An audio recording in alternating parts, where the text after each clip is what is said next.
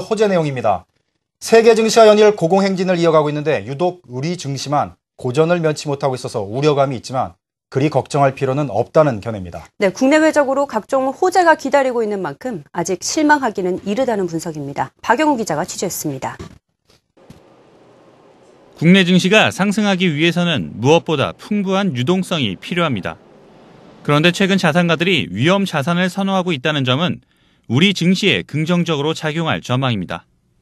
지난해 채권 중심의 안전자산 선호 현상이 재테크 트렌드였다면 올해는 주식을 중심으로 한 위험 자산에 대한 선호 현상이 뚜렷합니다.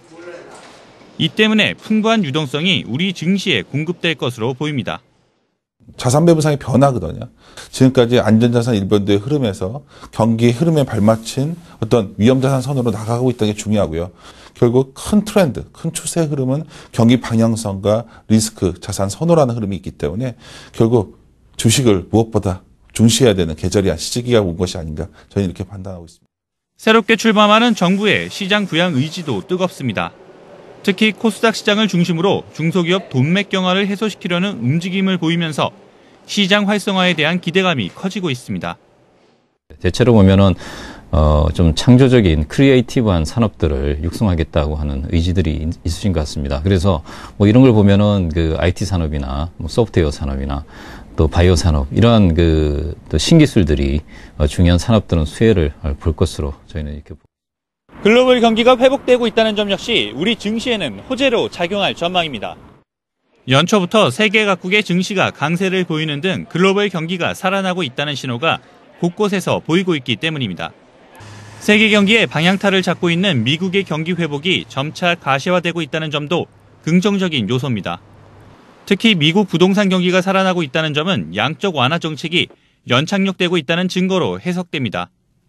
중국의 빠른 경기 회복세는 우리 증시에 힘이 되어줄 전망입니다. 중국 경기 지표와 주식시장 동반 상승은 국내 기업의 수출 확대와 중국발 불확실성 해소에 긍정적인 영향을 줄 것이란 분석입니다.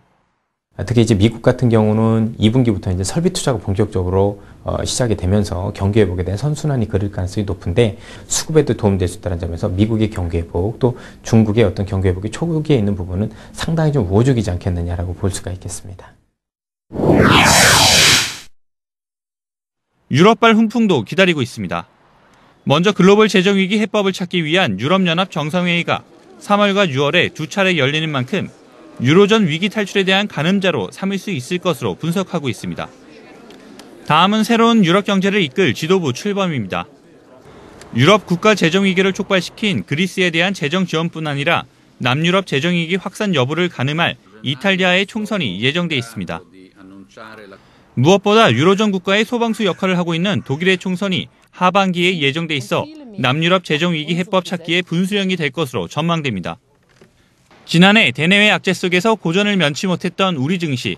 올해는 풍부한 유동성과 글로벌 경기 회복, 그리고 새 정부의 중소기업 육성책 등의 호재 속에 상승할 수 있을지 시장의 관심이 모아지고 있습니다.